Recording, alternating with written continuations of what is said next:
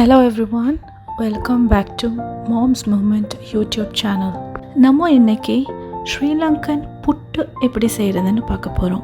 இது அரிசிமா புட்டு இல்லை, கோதுமை மாவால், அதாவது வறுத்த ஓல் பேப்பர்ஸ் ஃப்ளார். ஒரு பேனில் ஃப்ளாரை போட்டு நல்லா வறுத்து ஸ்மெல் வர்றதுக்கு வறுத்து எடுத்துக்கணும். அப்புறம் அந்த மாவால் செய்கிற புட்டு தான் இது. ஒரு புட்டு ரொம்ப நல்லாயிருக்கும், ட்ரெடிஷ்னல் ஃபுட். அது எப்படி செய்கிறதுன்றத இப்போ நான் உங்களுக்கு காமிக்க போகிறேன். ஃபர்ஸ்ட் ஆல் பர்பஸ் தேவையான அளவு, நமக்கு யூஸ் பண்ண தேவையான அளவு அதை நல்லா அரிச்சு எடுத்துக்கணும். அப்புறம் நல்லா கொதிக்கிற தண்ணியில் ஒரு 2 to 3 ஸ்பூன் உப்பு போட்டு அதை நல்லா கலக்கிக்கணும். அப்புறம் கொஞ்சம் கொஞ்சமாக நம்ம அரிச்சு வச்சுக்கிற மாவில் அதை போட்டு மெதுவாக ரொம்ப ஃபாஸ்ட்டாக எல்லா தண்ணியும் ஊற்றிடக்கூடாது. கொஞ்சம் கொஞ்சமாக போட்டு அதை நம்மளோட கையாலேயே லைட்டாக அப்படியே பிசைஞ்சிக்கணும். நம்ம ரொட்டிக்கு பிசைகிறது மாதிரி இல்லாட்டி சப்பாத்திக்கு பிசைகிறது மாதிரி பிசைஞ்சிடக்கூடாது. லைட்டாக மேலாலுக்கா நம்ம பிசைஞ்சு எடுத்தால் தான் அது சின்ன சின்ன துணி மாதிரி வரும்.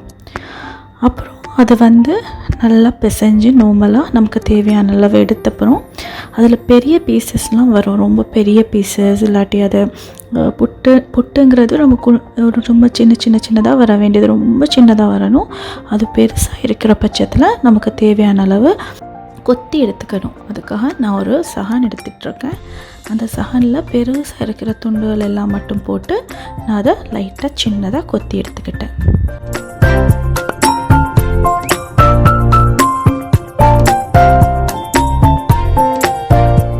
மெதுவாக கொத்தினதெல்லாம் சின்னதானதெல்லாம் போட்டு லாஸ்ட் எல்லாத்தையும் மிக்ஸ் பண்ணி எடுத்துக்கணும்.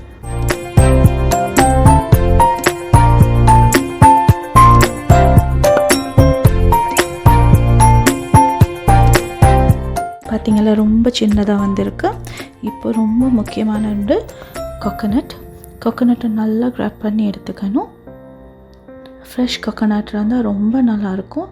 சின்னதாக லேசாக, ரொம்ப பெருசாக தடிமனாக வந்துடாமல் சின்னதாகவே அதை நல்லா துருவி எடுத்துக்கணும்.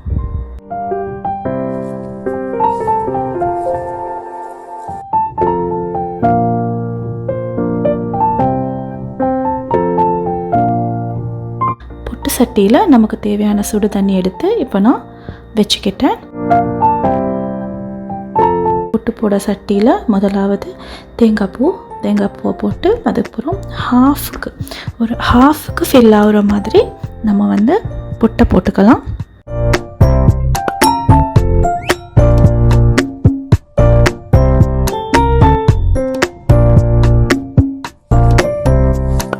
அப்புறம் திருப்பியும் இன்னொரு முறை நம்ம தேங்காய் பூவை போட்டுக்கணும். ஹாஃப் வேல நான் காமிச்சிருக்கேன் பாருங்கள், அது மாதிரி ஹாஃப் வேல தேங்காய் பூவை போட்டுக்கலாம். திருப்பியும் அளவுக்கு நம்ம தேவையான அளவு புட்டை போட்டு நரைச்சிக்கணும்.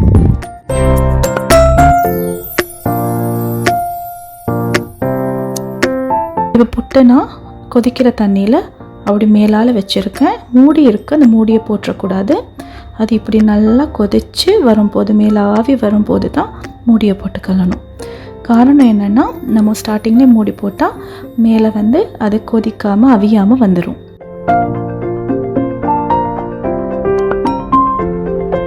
பாருங்க, சாஃப்டான சுட புட்டு ரெடி.